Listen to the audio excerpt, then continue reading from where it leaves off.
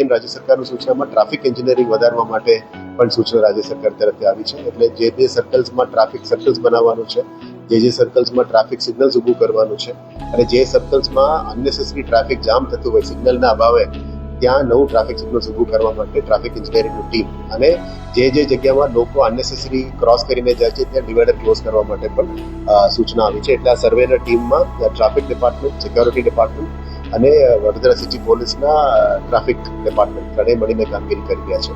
Traffic signals અત્યારે આપ જાણો છો 24 કલાક અમે શરૂ કરી છે. એટલે આવનારા દિવસોમાં ATCS automatic traffic control system જેથી કરીને ટ્રાફિકનું ડેન્સિટી કેમેરા કેપ્ચર કરીને ઓટોમેટિક સિગ્નલ ચેન્જ થાય એ પ્રકારમાં અત્યારે મૂવ કરવાનું પ્રક્રિયા શરૂ કરી છે. અને સ્ટ્રીટ લાઇટ્સ ને પણ CCMA system, centralise command system, જે સાંજે એક સમયે ઓન થઈ જાય અને સવારે એક સમયમાં સાંજે ઓન થઈ જાય અને સવારે ઓફ થઈ જાય એ સિસ્ટમ ઉપર પણ જવા માટે અત્યારે તૈયારીઓ શરૂ કરી દેવામાં આવી છે. નિમેટા જે જોઈનિંગનું કામગીરી અત્યારે પૂરું થયું છે, પણ આની અંદર ફ્લો લેવા માટે અત્યારે પ્રયત્ન ચાલી રહ્યા છે. હું વોટર ડિપાર્ટમેન્ટને સંપર્ક કરીને આપને પૂરું નિકાલ થવા માટે સૂચના આપીશ. પણ કોઈને પણ તકલીફ હોય તો અમે જણાવજો, પણ અમને તાત્કાલિક ધોરણે નિકાલ કરવા માટે વોટર સપ્લાય ડિપાર્ટમેન્ટને પણ સૂચના આપવામાં આવશે.